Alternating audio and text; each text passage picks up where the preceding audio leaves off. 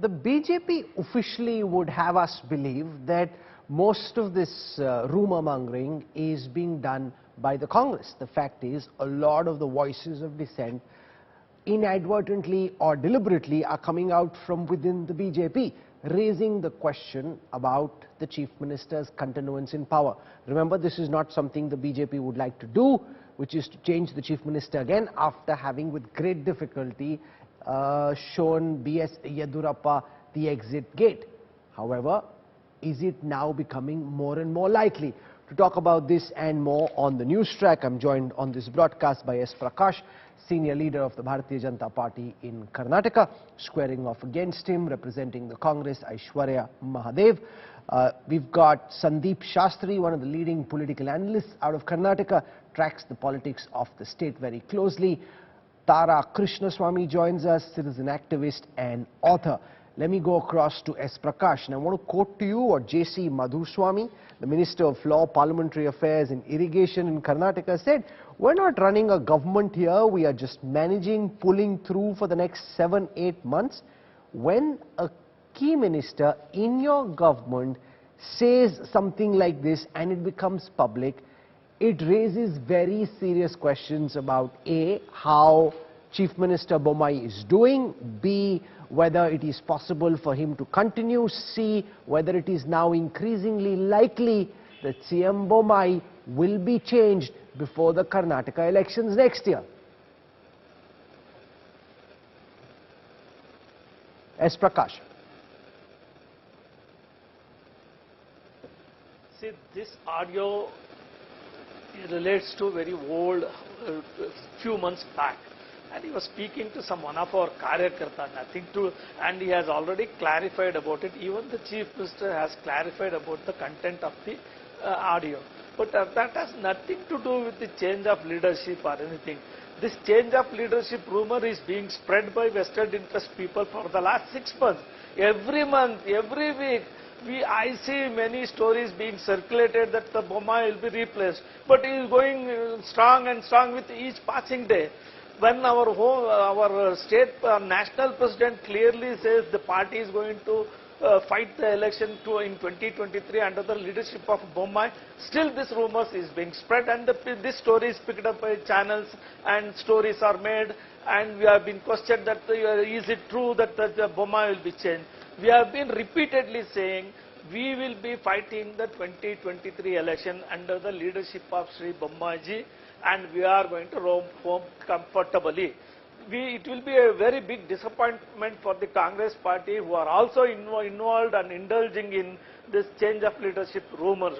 They even tweet that BJP is going to have a third chief minister. I just wanted to ask them then who is our chief minister? Please nominate them also. When you say we are changing the leader's chief minister, then let them also say who is going Aishwarya to Mahadev, over the last few weeks, I have personally had an opportunity to ask two of the top leaders in the BJP at the central leadership whether they plan to change the Chief Minister of Karnataka. Both very clearly, affirmatively said that no, they had no plans of changing Bommai and that they intended to fight the elections under Bommai's leadership.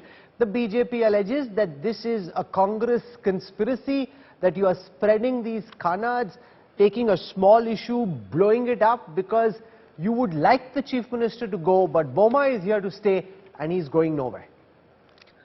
Good evening, Rahul. I think first and foremost, as much as the BJP would like to blame us for it, it was somebody of their own party that spoke about the Chief Minister being changed. That was Mr. B. Suresh Gowda. It was also somebody of their own party who made allegations of massive corruption. It was some of their own ministers who are proclaiming to be the next Chief Minister. And looking at the history of the BJP in their last term in power, you saw 3 CMs. We thought they were going to hit the trifecta again. But Rahul, let me come to the larger point of what the BJP is doing to my state today. Ever since they took over power after horse trading and illegitimately put in their government there, they are rocked by instability and corruption. Right, time and time again, whether it's the PSI scam now, whether it's the fodder scam, whether it's appointments into, professor positions, whether it's their own Karyakartas rebelling and resigning against them because of what happened in the coast, you realize that the BJP right now is focusing on internal skirmishes and the power struggle far more than giving administration to the people. Everybody would love to talk about the fact that my top leadership is somebody where there's so much instability. If I have to even admit, even though that's false, that doesn't matter. We are in opposition. We're still doing the job of a responsible opposition. But this internal fighting within the BJP is hampering administration in my state today. You see neutral third parties coming out alleging corruption. You see ministers on audio leaks talking about how they're barely scraping through. Mr. Bommai obviously needs to have, the high command come in and put everybody in line like they were errant schoolboys that need to be punished for them talking out. And all is not well with the BJP whatsoever. Their track record on development is abysmal. Communalism is at a high. Okay, let's hold that. I want to go back to S. Prakash for a counter. This audio tape was of a BJP minister. The likes of Gowda, Patil, Yatnal have said that they would like to be chief minister, that they can lead the BJP to 150 seats. You've got B. Shiramalu who's come out and made comments. You've got J.C. Madhuswamy who I spoke about. You've got Suresh Gowda, the former BJP MLA, talking about a change in chief ministership in the next few days. There has been talk in the party. You've heard Minister Umesh Katti talk a bit about it as well. Now, a lot of this is coming, frankly, from within the BJP. You can blame Aishwarya Mahadev and the Congress till the cows come back. But a lot of these voices are coming from your party, which would suggest that there are those in the BJP in Karnataka who believe that Chief Minister Bommai is not being able to manage. Your party and many within would like to see a change of leadership. That's the fact. No, I never said Congress is spreading the rumors. They are responsible. I said vested interests are behind this rumors. I never said Congress party is doing. Regarding the various voices emanating from the Bharatiya Janata Party leadership, such voices do come when there is in power, and many of them speak out of the line. Even in Congress party, Digvijay Singh and Shashi Tharoor many a times embraced the party with their contradictory statements, but the party has distanced itself with such statements, saying no, it is their personal opinion, it has nothing to do with the party. When it comes to them, it is personal opinion and anyone can hear anything. But when it comes to the BJP, it becomes a very big issue. This is what I object to it. You don't have double standards. The state is managed well and we are doing very good work. But we're not hearing BJP ministers, Mr. Prakash, we're not hearing BJP ministers in Uttar Pradesh ask for Yogi Adityanath to be changed. I'm not hearing BJP ministers in Assam asking for Himanta Biswa Sarma to be changed. These are voices coming from within the BJP. All the Digvijay Singhs and Shashi Tharoors you spoke of seem to be in the Karnataka BJP, and yours was supposed to be a party with the difference. Sir, no minister has demanded change of leadership in Karnataka also. Kindly note it. Who has asked? Let them ask. See what Mr. Suresh Gowda spoke. He is an ex-MLA. He has spoken about his mind. That had nothing to do with the party. Our party has already clarified about it. His personal opinion cannot become a party official stand. How can it be? And moreover, Jagat Pratap Naddaji, our national president, our state in charge, Mr. Arun Singh, they have clarified Mr. Bommai will be the chief minister even in 2023 and after 2023 also. Is that not sufficient? Should we consider an ex-MLA statement as prominent, then our national president? That is what my question is. Regarding other issues, as a political party, as an opposition party, Congress has every right to raise it, every right to corner the state, our government. I accept it. But there is a counter point of view also that should be heard. Aishwarya Mahadev, the likes of Digvijay Singh often shoot off their mouths, says S. Prakash, speaking for themselves, not for the Congress, which is a fact that's happened oftentimes, not just with Digvijay but with others too. And the BJP has a few Digvijays of their own. They're speaking for themselves, not for the party. Amit Shah, the Home Minister, JP Nadda, the BJP President, have both publicly affirmed their faith in Basavaraj Bommai. You know, Rahul, the difference that lies between congressmen talking about issue-based agendas where they may differ with the party line is diametrically opposite to people from their own party talking about how the power is going to change, how another CM is going to be displaced, and you cannot draw that false equivalence. And you know, statements, it's not personal opinion when a Yatnar comes out and says it takes you 2,000 crores to become chief minister in the state, that's why there's so much corruption. It also is Madhuswamy, it is not an opinion when he says the government is just trudging along, look at the portfolio that he holds. Having issue-based differences is different from talking about internal skirmishes of dissent that are so massive that, let me give you an example. The one-year celebration of the BJP government was unceremoniously called off because of the protests against the party leadership itself. And you saw the party leadership saying if workers leave, more of them will come. When the Karyakartas on the ground have so much agitation and anger against the party leadership, and the party likes to dismiss it. Yes, you know, we had an entire debate, Rahul, about what was said by fans of the former Chief Minister of the Congress. But when conversations here of BJP leaders proclaiming themselves, Mr. Pro-Nirani had posters all across of saying the next Chief Minister. But that obviously is not something that the BJP will consider. It's convenient hypocrisy. But ask him this. Isn't this skirmish hampering the development in my state? Isn't it denying people opportunity? Are youngsters not committing suicide? Are So let me contractors put those not questions protesting? to the non-politicians on the show, and I'll start with Sandeep Shastri. Why has Basavaraj Bommai failed to establish himself as the undisputed Chief Minister? He came in with BSY's blessings, which made his task easier than if he'd come in with BSY offended. Despite that, there are others who clearly don't think he's fit for the job, who are out to get him, many of them voicing their displeasure publicly and more trying to topple him without making their displeasure known. Why has he not been able to sit comfortably on that chair and get the job done? Rahul, when Mr. Bommai became Chief Minister, I think it's important to assert the point that Bommai was the choice of the central leadership of the BJP, supported by Yediyurappa, endorsed by Yediyurappa, and not the other way around. I think that's an important point to remember in understanding what's happening today. A leadership at the center chooses him, and down the year, it is noticed that Bommai has not been able to assert his position as a leader in spite of the various opportunities that seem to have been provided. And that has given room to the rumors that you are seeing. Let's also remember the BJP in Karnataka, be it its legislature party or the larger party, has several factions within it. And all these factions see this opportunity to be able to assert their presence within the party, and therefore you have a such a development happening.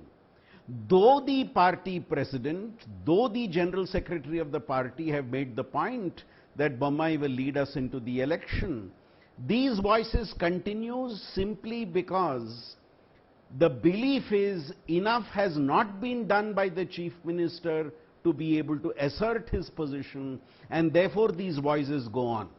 My own sense is the election is too close for any change of leadership for the BJP to do.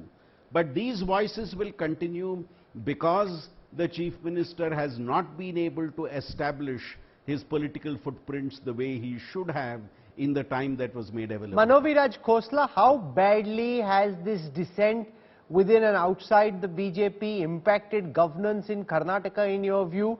Is it impacting people's lives? Do you think of this as an inefficient, ineffectual government? Or do you think it doesn't really matter so much?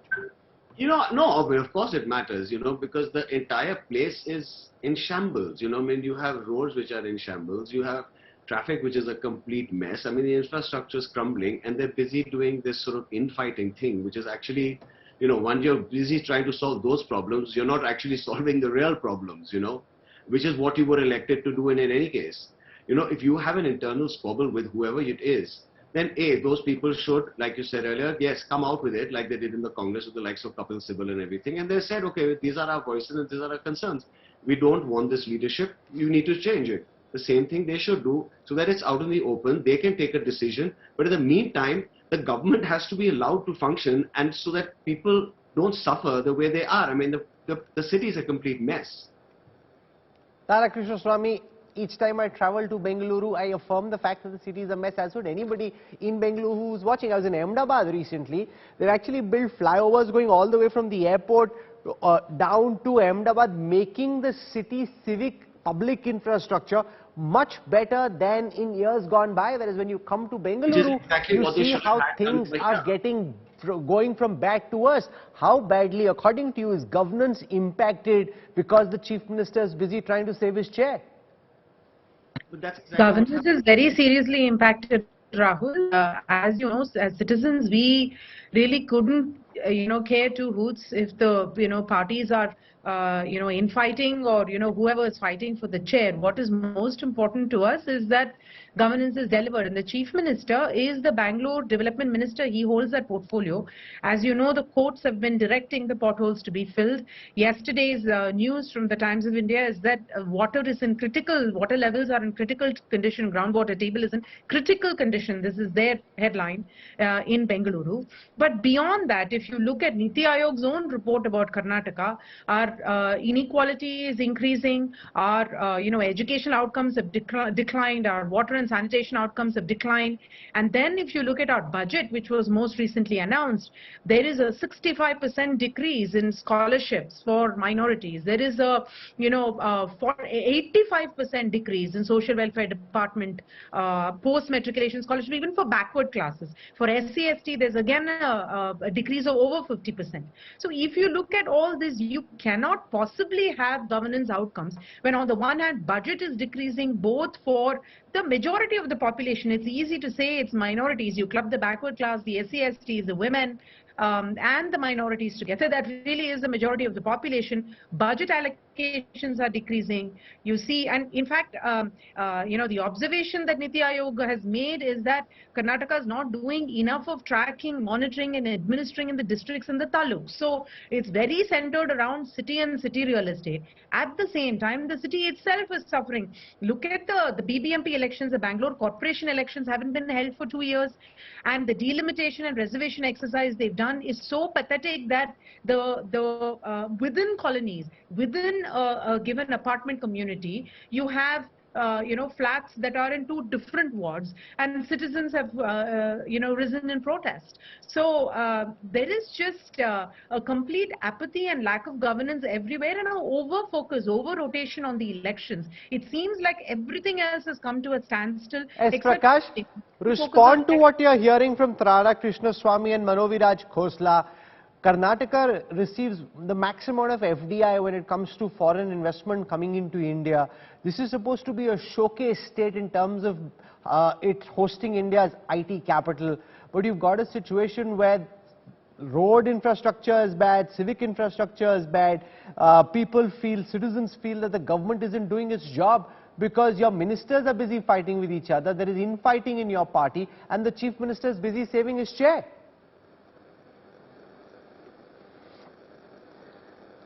I don't know where the Asha Krishnaswamy has got the figures that every allotment, every grant have been reduced. She should only explain to that, which is far from truth. I beg to differ with that. With regards to the infrastructure in Bangalore, the population of Bangalore has exceeded more than 1 crore, and roads meant for about 10 to 15 lakhs now taking up more than 70 to 80 lakhs of vehicle traffic on the road. Certainly it is a very big challenge for any government to create an excellent infrastructure, but it is not possible overnight. Overnight, sir, you've been in power for several years now. This is not overnight. It's not like it took over yesterday. No, one second, sir. Power, it was. This is something that you're sure they were in power the last term, but earlier it was Yedurappa, now Basavaraj Bommai. Your government has been in power. It's your responsibility to fix it, sir. Sir, last 7 years it was the Congress party was in power in Karnataka. 5 years Siddaramaiah and 2 years of Kumaraswamy supported by the Congress party. We are here from the last 2 years. And certainly I am not putting the blame on that government or this government. I am not doing it. I am saying the government is honestly addressing all these problems. Certainly, no, but this is a fact. Let Aishwarya Mahadev respond to it. That last 7 years, before the last two, it was the Congress and the Congress plus JDS which was in power, and therefore you can't blame Basavaraj Bommai and the BJP. They can't work miracles overnight, says S. Prakash. The BJP needs more time. Because from 2019 onwards, it's obviously a short span of time for them. But let me make one thing clear. In the 5 years that the Congress was in power, not once did you have this sort of power struggle that put any sort of development behind, whether it was SC/STP allocations, whether it was grants for backward communities and the most disenfranchised. We gave historic sort of grants for them, and development was at a high. And today what you see, the High Court itself has hauled the government up more than 10 times, saying your pothole situation is horrible. People have died, transformers, rains, transformers have killed people because of bad management, and that is the reality. Rahul, I come from rural Karnataka, 3/4 of where even rural Mysore, where school children don't have their shoes, they don't have their second set of uniforms. One, there you see the cooks from the midday meal scheme who are protesting in Bangalore today because they're being forced to retire and new appointments are being made illegally. You saw Paura Karmikas protesting for the fact that they don't even get basic security. You saw Asha workers also who don't have insurance. Aishwarya Mahadev, when you say that there is no infighting in the Congress, nothing can be further from the truth. You said this didn't happen when you were in power. Look at what's happening in your party at this moment. If there's churn and disconcerted voices coming from the BJP, there's even bigger drama playing itself out within the Congress, where the party seems to be split between the two tall leaders who are quite clearly at odds with each other, wanting to be projected as the next chief ministerial face. While DK Shivkumar and Siddaramaiah hugged each other for the cameras at Siddaramaiah's birthday, the Karnataka Congress chief has once again made his chief ministerial ambitions very clear, and that all's not well between Sidda and DKS is the worst kept secret in Karnataka politics. Two boring Karnataka Congress satraps embracing. It should be music to Congress ears, but alas, it may have been a forced show of bonhomie.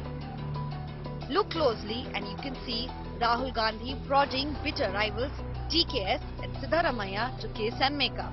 The gesture from Rahul did manage to do the trick for the cameras, and the two Congress stalwarts indeed hugged. The gesture may have made for a perfect shot, but things are far from perfect in the Karnataka Congress. The two stalwarts are contending to be the next Chief Minister face for Congress. Between them is the fiercest factional feud that has kept the Karnataka Congress divided. And with just months to go for assembly elections in the state, it could be the centerpiece of another big undoing for the Congress party. While Shivakumar and Siddaramaiah have played down the feud, it is an open secret that there is no love lost or any great trust either. And DK, as he is known within political circles, dropped a veritable political bombshell. ಸೂರ್ಯನಿಗೂ ಭೂಮಿಗೂ ಒಂದು ಸಂಬಂಧ ಹುಡುಕಿ ನಮ್ಮ ಜಯಚಂದ್ರ ಅವರು ಹೇಳಿದಾಗೆ ಒಂದು solar park ಮಾಡಬೇಕು ಅಂತ ತೀರ್ಮಾನ ಮಾಡಿದ್ರು. ಏನ್ ಬಿಜೆಪಿ ಫ್ರೆಂಡ್ಸ್ ಏನೋ ಮಾಡ್ಬಿಟ್ಟಿದ್ದೀನಿ ಅಂತ ಟಿಆರ್ ಇದ್ದಾಗ ಎಲ್ಲ ಹುಡುಕಿ ಪಡ್ಕೊಂಡು ಒಳಗಡೆ ಎಲ್ಲ ಹೋದ್ರು, ಏನೋ ಒಳಗಾಕ್ಬಿಟ್ಟಿದ್ದೀನಿ ಅಂತ. 15,000 ಎಕರೆ ಒಬ್ಬ ರೈತನ ಹತ್ರ ಒಂದು ಜಮೀನನ್ನು ಅಕ್ವಿಷನ್ ಮಾಡಲಿಲ್ಲ. DK Shivakumar, charismatic, relatively younger and with reputation for crisis management, famously fought off BJP in the thriller of a 2018 election results. Ever since, he has played lead actor in the mission to galvanize and get the Congress war ready for 2023. But the massive show of Siddaramaiah's strength and popularity at his 75th birthday celebrations may have just tipped the scales in his favor. The stage is set for one of the most suspenseful political fights in the run-up to the big one in 2023. Bureau Report, India Today. You've got the Congress complaining about BJP leaders being at odds with each other, speaking against each other publicly. But the kind of situation that we're seeing play itself out between Siddaramaiah and DK Shivkumar is much worse. This kind of infighting where both are clamoring for the Chief Minister's chair doesn't speak very well of how united the Congress is. Rahul Gandhi trying to signal to both of them, hug each other, DK is going and doing a heart. It looks so orchestrated and so fake. This is not coming from the heart, Aishwarya. The Congress too is in a mess, very badly fractured in Karnataka. Okay, so Rahul, let's make one thing clear. From the period of 2013 to 2018, when Mr. Siddaramaiah was Chief Minister, not once did you say dissent of having to change a Chief Minister, one, and second, people making statements such as this. It was a collected house, and we gave you 5 years of able administration. Today, the situation, and I do not want you to draw the comparison, is an internal sort of conversation between two leaders who have their own aspirations to lead the party, is one thing that cannot be equated with an internal skirmish in the BJP, which is leading to lack of development. We have still been an absolutely active opposition, whether it comes to protest, any sort of events that are happening. And all of you, when you speculate about this internal skirmish between Mr. Siddaramaiah and DK Shivakumar, forget that the High Command has already made it absolutely clear that it is collective leadership we will determine after you deliver the state to us. While the same cannot be said of the BJP. You have every man saying the government is not functioning. You have leaders themselves putting posters saying they're the CM. So for them, administration is not happening. They are in government. They have a higher responsibility and they're abdicating that responsibility for the sake of these internal power struggles and skirmishes. While on the opposition side, you may try and play it up as much as you want, but both of them are thorough congressmen who know that they will never cross the diktat of what the leadership wants, and the leadership wants a collective plank of all leaders to work together to bring the Congress to power. S. Prakash, for one, the Congress is in opposition, so their leaders fighting doesn't really impact governance. You've got Aishwarya saying when we were in government there wasn't that much infighting. That's not really true, because I remember the likes of several leaders in the Karnataka Congress at that time, including your Deputy Chief Minister, raising questions against the Chief Minister. So you've had those problems when you were in power, but they're now in opposition, and yours is supposed to be a party with a difference, and you're supposed to be able to deal with these things, and therefore don't compare yourself, as Prakash, with the Congress.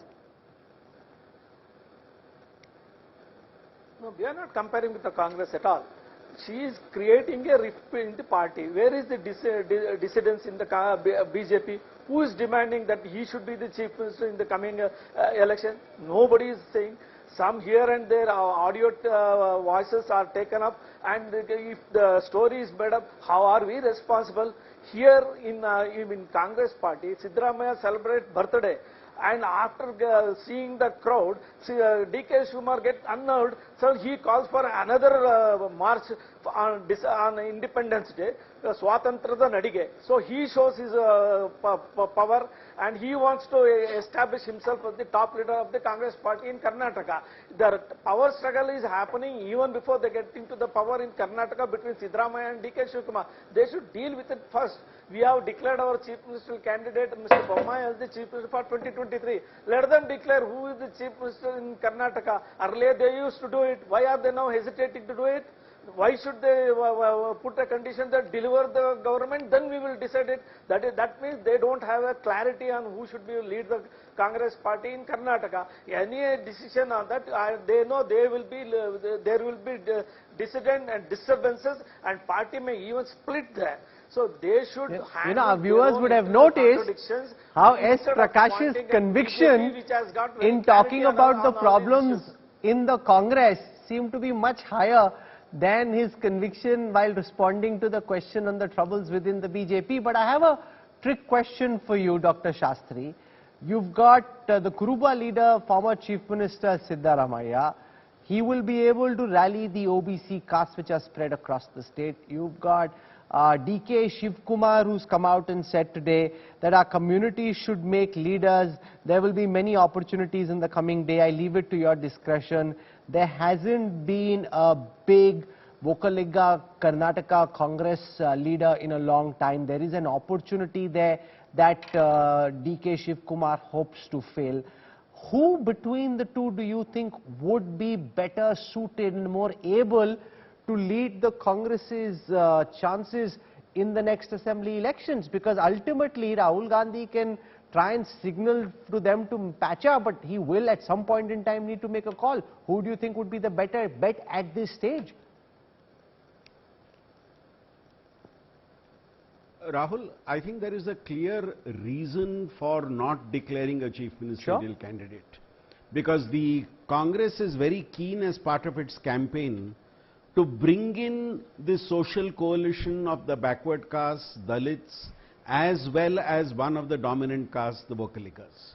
And if you were to announce a chief ministerial Correct. name at this stage, there is a likelihood of not being able to get one of these segments as part of your support. Correct. Siddaramaiah in important senses represents the backward caste. He is part of what is called the Ahinda movement, and he was able to rally the backward caste and the Dalits. Mr. Shivakumar on the other hand represents a powerful Vokaliga group. So the hope of the Congress party is that by a collective leadership, you are able to bring both these segments together. On the other hand, you appoint one of them as the chief ministerial candidate, you are likely to lose out on the support of the other group. So Rahul, I think the issue is, in the next 7-8 months, between the BJP and the Congress, the one who is able to demonstrate to the voter that we have greater unity, I think stands a better chance. This election is an election of how you bring into the voter's mind the view that the party is more united. Also remember, Rahul, since 1985, Karnataka has never ever given a ruling party a clear majority. BJP wants to reverse that trend. Congress is hoping that the trend will continue, and I think the ultimate factor would be how well do each of these parties project their unity before the voter, and for me that would be the deciding factor. And there's also the polarization Nataka that's being played out in Karnataka. This time Savarkar posters have become the new flashpoint. After images of Savarkar were taken down by alleged Tipu Sultan supporters in Shivamogga, unrest seems to have spread to other parts of the state. Congress leader Siddaramaiah facing the wrath of protesting BJP workers. During a bid to gherao his vehicle in Kodagu, amid the escalating Savarkar face-off, "Go back Siddaramaiah" and "Student of Tipu Sultan" chants rented the air. Many protesters even egged Siddaramaiah's car a day after pamphlets were thrown at his car. The protesters upset over the Congress leader earlier slamming them over installing Savarkar posters. Congress ಬಗ್ಗೆ ಸುಳ್ಳು ಹೇಳೋದು, ಸುಳ್ಳು ಸಮರ್ಥನೆ ಮಾಡಿಕೊಳ್ಳೋದು, ಆಮೇಲೆ ಕಾಂಗ್ರೆಸ್ ಮೇಲೆ ಕೂಗು ಕೊಡುವುದು ಇದನ್ನ ವ್ಯವಸ್ಥಿತವಾಗಿ ಬಿಜೆಪಿ ಅವ್ರ ಫೋಟೋ ಹಾಕಕ್ಕೆ ಎಲ್ಲಾದ್ರೂ ಹೋಗಿರೋದು ಮುಸಲ್ಮಾನರು ಏರಿಯಾದಲ್ಲಿ ಹಾಕೊಳ್ಳಿ, ನಮ್ಗೆ ತಕರಾರಿಲ್ಲ, ಬಿಜೆಪಿ ಯಾವ ಫೋಟೋ ಹಾಕೊಳ್ಳಿ. The BJP versus Siddaramaiah war escalating after this jibe by Shivamogga BJP MLA Ishwarappa. ಯಾವಾಗ ಮುಸಲ್ಮಾನರ ಭಾಗದಲ್ಲಿ ಸಾವರ್ಕರ್ ಫೋಟೋ ಇಟ್ರು ಅಂತಂದ್ರು ಈ ಮನುಷ್ಯನ ಹೆಸರು ಹೇಳಿದ್ರೆ ಬಾಯ ಹುಳ ಬೀಳುತ್ತೆ ಅಂತ ನಂಗೆ ಅನಿಸ್ತು. ಸ್ವಾತಂತ್ರ್ಯ ವೀರ ಸಾವರ್ಕರ್ ಹೆಸರನ್ನ ಅವ್ರ ಫೋಟೋನ ಮುಸಲ್ಮಾನರು ಜಾಸ್ತಿ ಇರುವಂತ ಜಾಗದಲ್ಲಿ ಯಾಕೆ ಇಡಬೇಕು ಅಂತ ಕೇಳಿದ್ರಲ್ಲ, ಇಂಥ ರಾಷ್ಟ್ರದ್ರೋಹಿ ನನ್ನ ಜೀವನದ ನಾನು ಕಂಡಿರ್ಬೇಕು. ಏನೋ ಸ್ವಲ್ಪ ಗೌರವ ಇತ್ತು ನಂಗೆ ಸಿದ್ದರಾಮಯ್ಯನ ಬಗ್ಗೆ. ಇಂಥ ನೀಚ ಸಿದ್ದರಾಮಯ್ಯ ಅನ್ನೋದು ಗೊತ್ತಿರಲಿಲ್ಲ. ಮುಸಲ್ಮಾನರ ಓಟಿಗೆ ಏನ್ ಬೇಕಾದ್ರೂ ಬಗ್ತೀನಿ ಏನಂತ ಪರಿಸ್ಥಿತಿ ಬಂದೋಯ್ತಲ್ಲ. ಇದು ನಮ್ಮ ದೇಶದ ದುರ್ದೈವ, ನಮ್ಮ ರಾಜ್ಯದ ದುರ್ದೈವ. ಇಂಥ ಮುಖ್ಯಮಂತ್ರಿಗಳನ್ನ ಪಡೆದಿದ್ವಲ್ಲ. In Tumakuru, several new Savarkar posters came up near the Ganesh temple in Town Hall area. Earlier, miscreants had ripped off similar Savarkar posters put up in the location. Shivamogga had witnessed clashes between two groups after a 20-year-old man, Prem Singh, was stabbed in the face-off between Savarkar and Tipu Sultan posters. BJP leader Yashpal Suvarna is now seeking a Savarkar statue in Udupi. They don't know what is Savarkar, what is the contribution of the Veer Savarkar. He is a freedom fighter. He was imprisoned for more than 26 years. He has given the life for 2 times in the history of India. The Savarkar face-off spread to Kerala's Malappuram after a school student dressed up as Savarkar during the Independence Day celebrations. Congress and Muslim groups staged protest against the school, which was even show-caused. With Priyanka Rudrappa and Sage Raj in Bengaluru, Bureau Report, India Today.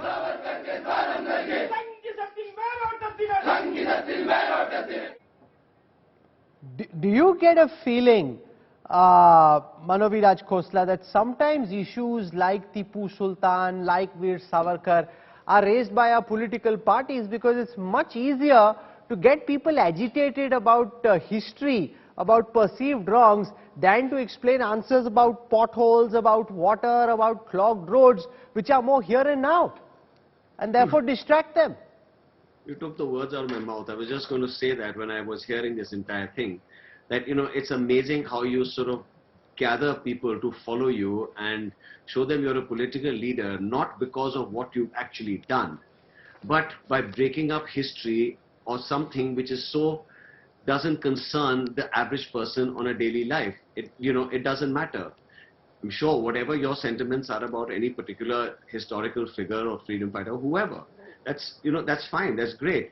But why is it that no one is, whether it's political infighting, the person gets elected because he has more followers or what he can do and how he can work his way within a political party.